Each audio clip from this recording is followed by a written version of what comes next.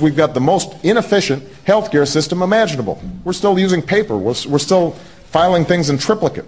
Why wouldn't we want to put that on an electronic medical record that will reduce error rates, reduce our long-term costs of healthcare, and create jobs right now?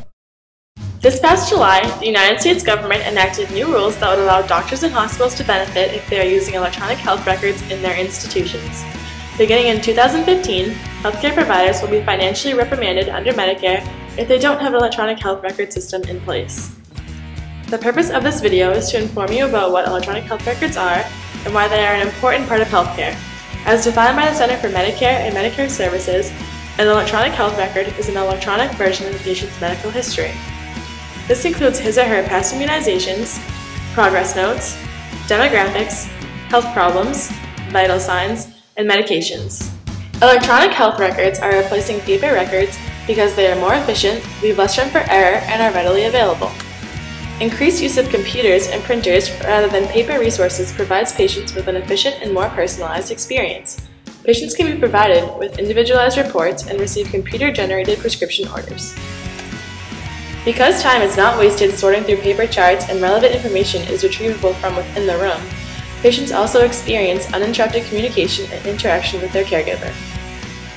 Electronic health records also allow increased patient and family access, which can greatly benefit families of children who suffer from chronic diseases or extended hospital stays. The main impact that this technology has on nurses is improving time efficiency.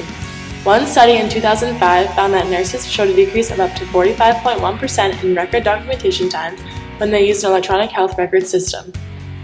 For there to be a decrease in documentation time, nurses using the technology must undergo training in order to know how to work the system well. Although training programs are expensive, overall, nurses would agree that electronic health records have proven to be a positive implementation for nurses and clinicians alike. The greatest challenge of the future of electronic health records will be accomplishing widespread use of them. Hospitals have proven to be relatively slow in the adoption of electronic health record systems.